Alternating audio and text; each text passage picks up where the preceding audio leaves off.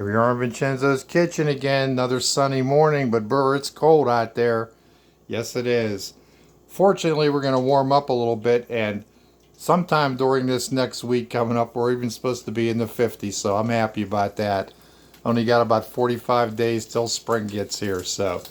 Today we're going to make something a little bit good. For those that love tacos, I'm a taco lover, and I love to eat beef. And picked up some ground meat, and instead of making a meatloaf, instead of making meatballs or hamburgers, I decided to cook up some ground meat this morning, drain off the grease from it, and now I'm going to put together some nice 3-cheese tacos.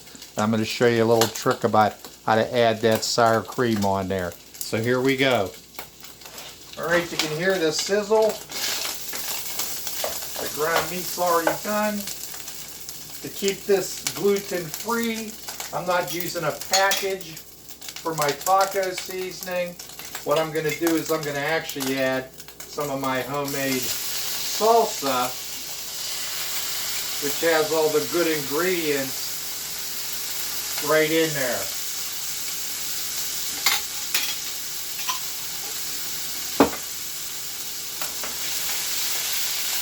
Now we don't want too moist of a taco, so I'm being ginger as far as adding my homemade salsa from another YouTube video that's on there if you're interested. I showed how to make that right from scratch. Another benefit of the picnic table farming, if you haven't had a chance to go on Amazon and take a look at that, it's available in Kindle and hard copy. Definitely a way to go with inflation nation, interruptions in the supply chain, and of course the price of food. We're coming up on the growing season. Good time to plan. I'm still using my bounty from my summer fall harvest, so it's worked out well for me. I've made it a lifestyle. So we've added our salsa in there. I'm going to really crank this fire up because I want to kind of burn off the excess liquid that's on here.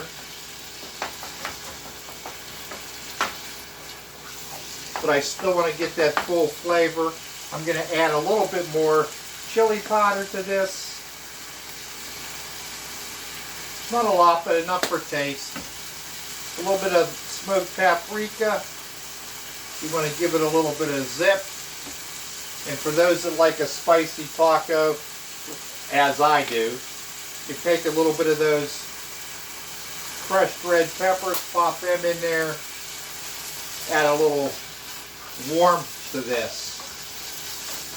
Now my sauce already has corn and green peppers and red peppers and the vinegars that are there that you need. Chili powder, those types of things, cilantro, so I don't need to add those. But I did want to add a little bit more chili powder and go with that. And you can hear this sizzle. It's getting nicely cooked up here. Remember not to drain the grease down the sink, people. It'll clog your sink up from the ground meat. If you want to do anything healthy for it for in the winter, put it in a container, add some bird seed, set it out there for our feathered friends, and make yourself some suet. Another thing here, another tip, I'm using today these bold nacho cheese, Old El Paso standalone taco shells. I love these. These are great. And an easy way to keep them fresh after you've opened them is just to put them in a zippy, stick them back in the box, and then you'll know they'll stay fresh for a while. So there's a couple of tips. Also, while this is cooking, I want to show you another quick tip. These are those little snack bag zippies. And for the sour cream, and I'm using low-fat sour cream, just take one, pop it through the corner of the bag, as you can see right there. I use those skewers on a lot of things. Remember which side you poke the hole into.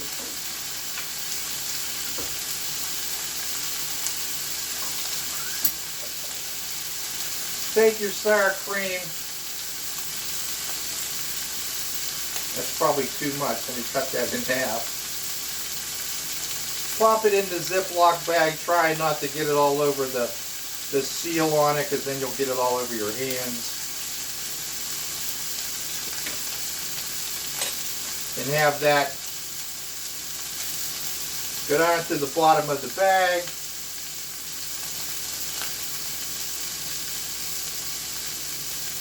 And when you're ready, you'll be able to utilize that.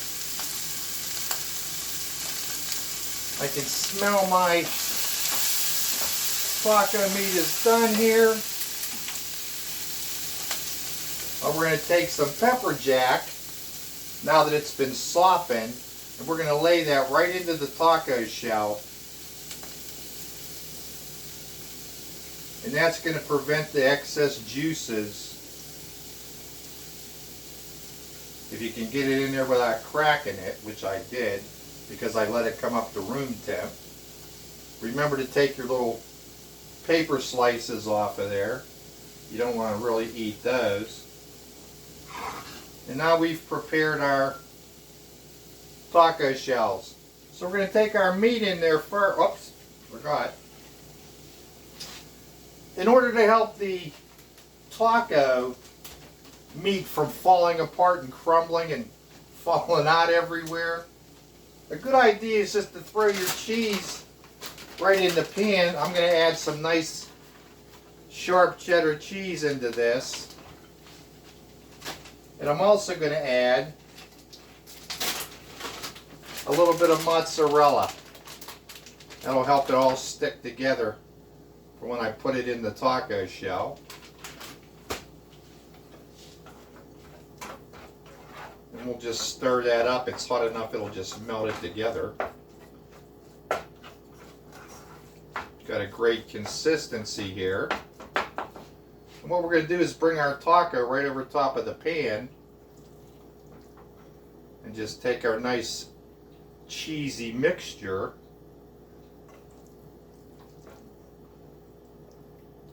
and put it into our taco shells. Couldn't get any easier than that, huh? I've got 3 of them here. I think I have enough meat to do them all up, I hope.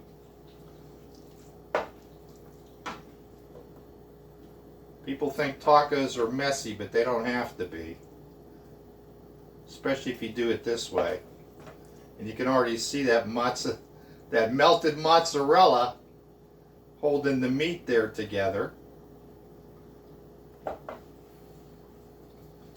Got one more to do up here. Perfect amount of meat.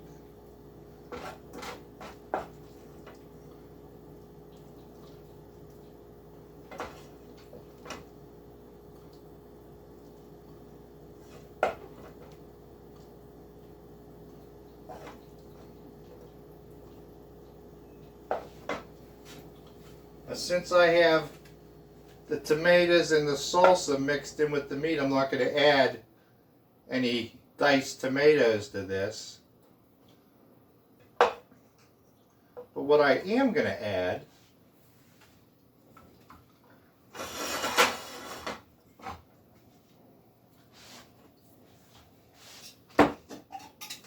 is some salsa right on top of that after I rinse my spoon off here.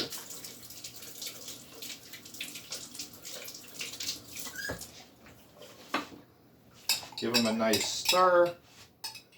Got the good onions and peppers and all that.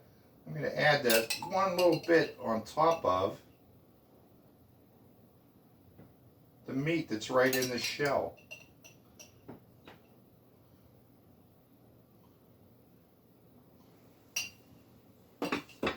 And from there,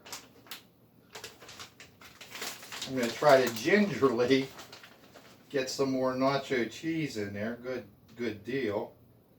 Without getting it all over the plate.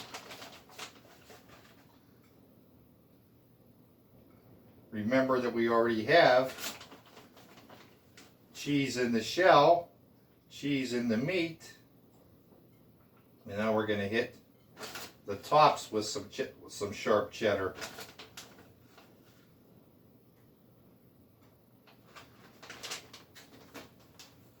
And then for our finale, remember that we had a little hole there in the bag. We're going to squirt out some of our sour cream. Make these grande tacos. If you're going to make tacos, make grandes.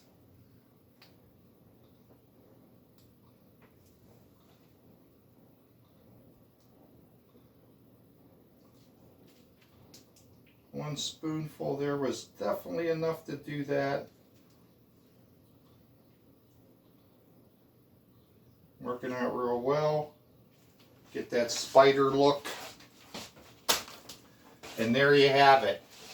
I'm going to bring the camera over so you can take a look at the finished product. And there you have it. Some 3 cheese tacos. Doesn't it look great? Can't wait to sink my teeth into them. Got some nice crunchy goodness. A little bit of heat. Nice seasonings. Some fresh ground meat in those bold nacho tacos. Shells, the standalones. And there you go.